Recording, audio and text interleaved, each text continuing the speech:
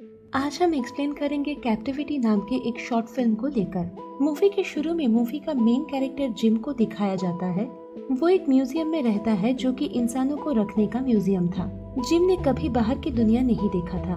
वो म्यूजियम कुछ साइबोर्ग मिलकर चलाते थे ये देखने के लिए कि इंसान पहले कैसे रहते थे, क्योंकि इंसान लुप्त प्राय होने लगे थे, मतलब उनका संख्या बहुत घट रहा था। जिम उस म्यूजियम का मेन अट्रैक्शन हो गया था। जिम जहाँ रहता था वो एक फ्लैट जैसा था। वहाँ पर एक नकली सीढ़ी भी था जो कि कोई काम का नहीं था, घर के बाकी नकली खिड़की और दरवाजे की तरह। घर की ज्यादातर चीजें नकली था, पर एक टीवी असली था जिसे जिम बहुत पसंद करता था। फर्स्ट सीन में जिम टीवी में एक प्रोग्राम देखते हुए दिखाई देते हैं जिसका हर शब्द जिम को याद था।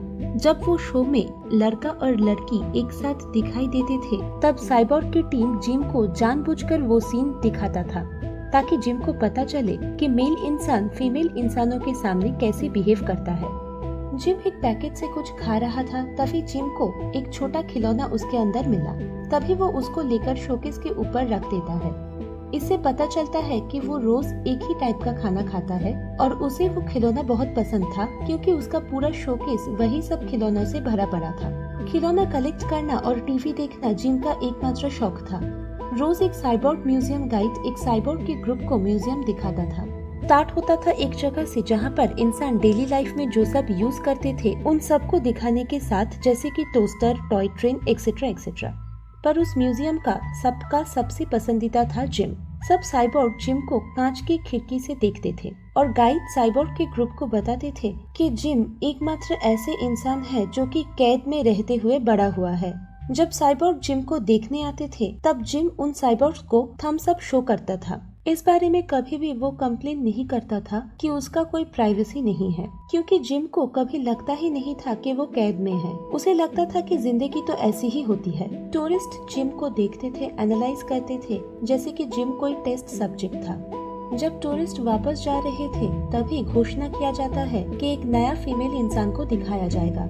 ये सुन के जिम एक्साइटेड हो जाता है और फीमेल इंसान से मिलना चाहता है, क्योंकि फीमेल इंसानों को वो सिर्फ टीवी में ही देखा था। अगले दिन जिम उठता है, ब्रश करता है और कुछ ज्यादा ही टाइम नहाता है और बहुत सारा डिओड्रेंट लगा के अच्छे से रेडी हो जाता है फीमेल फ्रेंड को वेलकम करने के लिए। उसके बाद दरवाजा खुलता है और एक बहुत ही खूबसूरत सी लड़की को लाया जाता है। तभी जिम मूवी का एक डायलॉग बोलता है, क्योंकि जिम को लगता है यही सही तरीका होगा एक फीमेल फ्रेंड को वेलकम करने का। पर केस डर जाती है और यहाँ से बाहर जाने का दरवाजा ढूंढती है, क्योंकि केस को बाहर की दुनिया से उठाकर लाया गया था। क्योंकि जिम के अपार्टमेंट के सारे खिड़की और दरवाजे फेक थे तो वहाँ से बाहर जाना केस के लिए पॉसिबल नहीं था। जब वो बेडरूम जाती है बाहर का रास्ता ढूंढने के लिए, तभी उसको दिखती है कि एक बेड है जो कि रोज पेटल से सजाया हुआ है। जिम मूवी से कोई सोशल स्किल्स तो नहीं सीखा था, पर उसे पता था कि सेक्सुअल इंटरकोर्स क्या होता है। केस जब दिखती है कि साइबोर्ग की टीम खिड़की से उसे देख रही है, तभी वो खिड़की के नीचे छुप जाती है।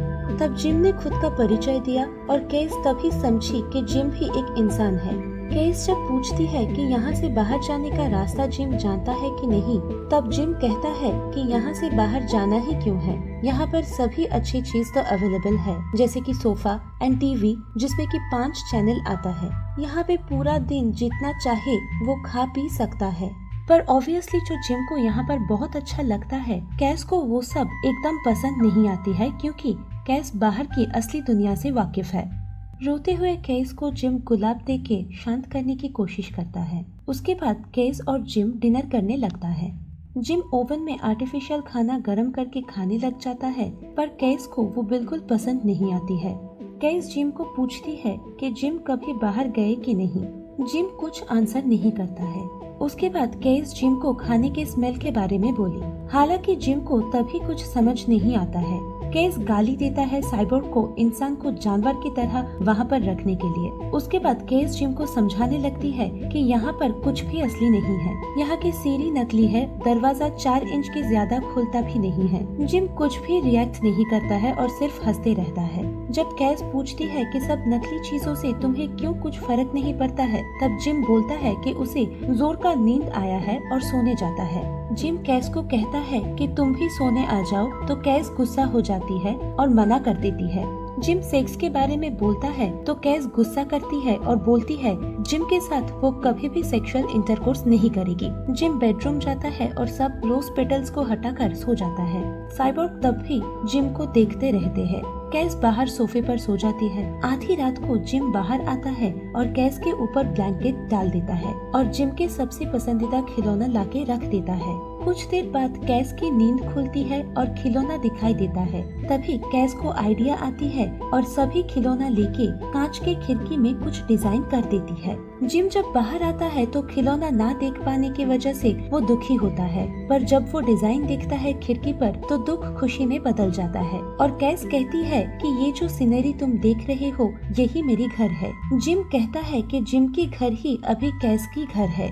कैस कहती है कि इंसान साइबोर्ग के साथ नहीं रह सकता है क्योंकि इंसानों का घर बाहर है। अगले दिन जिम साइबोर्ग से छुपके कैस को बताता है कि इस अपार्टमेंट से निकलने का एक रास्ता है। कुछ दिनों के बाद एक साइबोर्ग एक दरवाजे से अंदर आता है एक कार्ट लेकर। उस कार्ट में छुपके कैस बाहर जा सकती है। क्योंकि उस कार्ट में सिर्फ एक इंसान का छुपने की जगह है तो जिम को अंदर ही रहना पड़ेगा। कैस जिम को समझाती है कि वो यहाँ से बिलोंग नहीं करता है, पर जिम बताता है कि वो यहीं पर खुश है तो उसके बारे में चिंता करने की जरूरत नहीं है।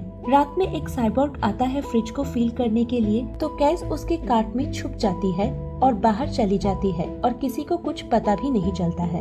अगले दिन साइबोर्ग सुपरवाइजर जिम को पूछता है कि कैस कहाँ है, तो जिम ने कहा मुझे नहीं पता। अगली सीन में टूर गाइड एक साइबोर्ग ग्रुप को जिम से इंट्रोड्यूस कराता है और तभी देखता है कि जिम एक साइबोर्ग को सोफा के साथ बांधकर भाग गया है।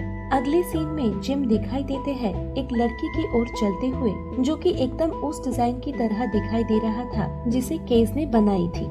इस मूवी में जिम का लाइफ जू के लाइफ को रिजेंबल करता है। यहाँ पर दिखाया जाता है कि कैसा फील होता है जब कोई आर्टिफिशियल लाइफ लीड करने में मजबूर होता है। ये जो मैसेज ये शॉर्ट फिल्म दुनिया को देता है वो इस मूवी को काबिले तारीफ बनाता है।